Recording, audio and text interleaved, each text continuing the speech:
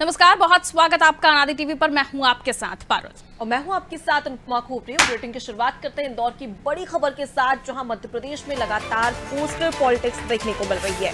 इंदौर में कमलनाथ के पोस्टर लगे हैं, जहां पोस्टर में कमलनाथ को करप्शन नाथ बताया गया है। सरवटे बस स्टैंड पर कमलनाथ के पोस्टर लगाए गए हैं, जहां देर रात अज्ञात व्यक्तियों ने पोस्टर लगाए। भोपाल के बाद अब इंदौर में भी पोस्टर वॉर शुरू हो चुका है। जानकारी के लिए बता दें कि राजधानी भोपाल में कमलनाथ के करप्शन नाथ के पोस्टर लगे थे और इसके बाद में अब इंदौर के सरवट बस स्टैंड पर भी कमलनाथ के पोस्टर लगे हैं। इंदौर के सरवटी बस स्टैंड के अब ये पोस्टर आप देख रहे हैं टेलीविजन स्क्रीन पर। देखिए, पोस्टर पॉलिटिक्स अब मध्य प्रदेश में शुरू हो गई है। चुनावी साल इस तरह के पोस्टर खूब आप देखेंगे, जिसमें हमने पहले भी देखा था कि कभी कोई हनुमान भक्त बनकर नजर आया था तो कभी कोई राम भक्त बनकर नजर आया था।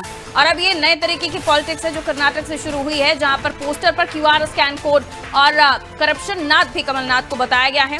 ये आपको पोस्टर देख रहे हैं जिसमें वांटेड बताया गया है कमलनाथ को। और अपने आप में इस पोस्टर के लगने के बाद जब भोपाल में ही लगा, तब से ही बयानबाजियों का दौर शुरू हो गया। कमलनाथ का भी बयान इस पर सामने आया था कि उनका इतना बड़ा पॉलिटिकल करियर है, उसमें कभी भी उन पर इस तरह के भ्रष्टाचार के आरोप नहीं लगे हैं। और अगर ऐसा है तो मध्य प्रदेश में बीजेपी ने 3 साल में क्यों आखिर कोई इंक्वायरी नहीं की, इस तरह का बयान कमलनाथ का आ चुका है। और अब इंदौर से ये पोस्टर, योगेश हमारे सहयोगी हमारे साथ जुड़े हुए बताएंगे कि किसने ये पोस्टर लगाए हैं, कहां से ये पोस्टर हैं और कितनी जगहों पर ये पोस्टर लगे हैं।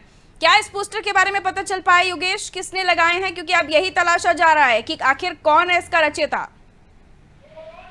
देखिए, भोपाल के बाद अब मध्य प्रदेश की आर्थिक राजधानी इंदौर में भी कमलनाथ के पोस्टर लगे हैं, जिसमें कमलनाथ के नाम के बजाय उसने करप्शन नाथ मेंशन किया हुआ है। और ये पोस्टर जो है इंदौर के प्रमुख जो क्षेत्र हैं, जो सिटी सेंटर ऑफ आर्ट है, वो bus stand, Sarwate bus stand और इंदौर में जो प्रसिद्ध गांधी हॉल है, गांधी हॉल के प्रमुख मुख्य द्वार पर लगे हुए पोस्टर है। और ये पोस्टर देर रात को लगाए गए और ये अभी पता नहीं चल पाया कि किसने लगाया, अज्ञात है। और भारतीय जनता पार्टी की कोई कार्यकर्ताओं की विधानसभा 3 क्षेत्र लगता है।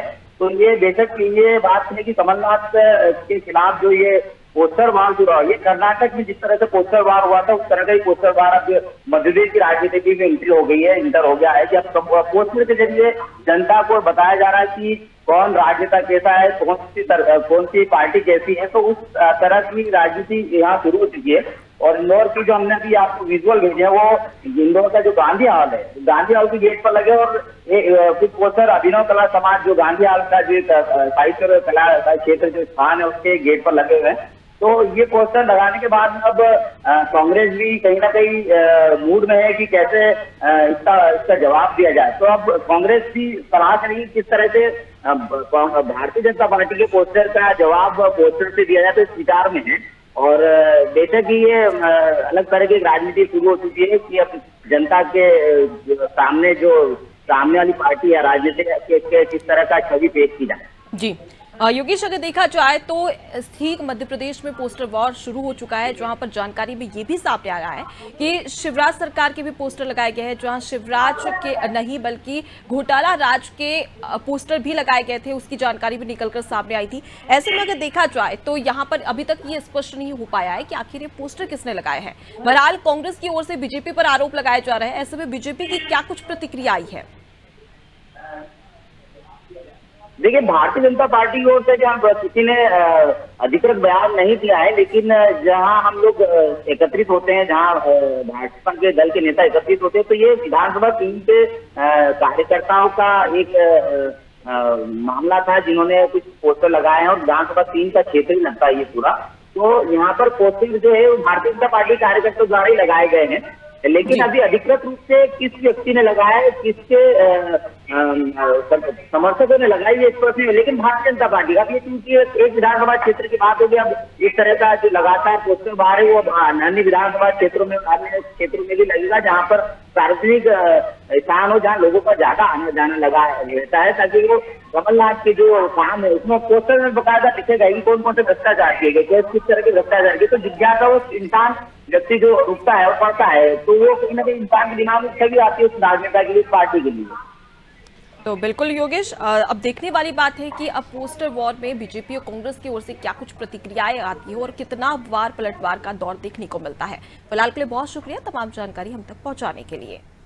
तो पोस्टर पॉलिटिक्स मध्य प्रदेश में शुरू हो गई है और पोस्टर पॉलिटिक्स से किस पार्टी को क्या हासिल होगा ये आने वाले समय में पता चलेगा। लेकिन पॉलिटिकल स्ट्रैटेजीज अलग अलग पार्टियों की अपने अपनी सामने आ रही हैं। अब पोस्टर का जवाब पोस्टर से दिया जाता है या बयानबाजियों से निकलकर सामने आता है, ये देखना होगा। बहरहाल इंदौर के अलग अलग प्रसिद्ध चौराहों पर ये पोस्टर लगे हुए हैं, जहां वांटेड भी आप देख रहे हैं, वांछित लिखा हुआ है और QR स्कैन कोड भी दिया गया है। इधर शिवराज के भी पोस्टर लगाए जा रहे हैं। लेकिन इस पोस्टर पॉलिटिक्स से पॉलिटिकल पार्टीज को भले ही कुछ हासिल हो, आम जनता को बिल्कुल कुछ हासिल नहीं होगा, क्योंकि ये राजनीति है। इसमें एक दूसरे पर आरोप लगाना, एक दूसरे की छवि धूमिल करना, पुराने गड़े मुद्दों को उखाड़ना और किसका क्या भ्रष्टाचार रहा है उनकी पोल खोल करना, ये अब आने वाले समय में आप और भी देखेंगे। देखना ये होगा कि ये इसी तरह से चलता रहेगा, क्योंकि दिल्ली में भी इस तरह के जब मामले सामने आए थे तो ऐसे लोगों को ढूंढने की कोशिश की गई थी। लेकिन देर रात जब ये चस्पा किए जाते हैं तब इन पर किसी की नज़र नहीं होती है। फिर भी देखा जाएगा कि क्या इस पूरे मामले में जो राजनीति हो रही है उसके बाद इन पोस्टर्स को लगाने वालों को ढूंढा जाता है या फिर यूं ही छोड़ दिया जाएगा।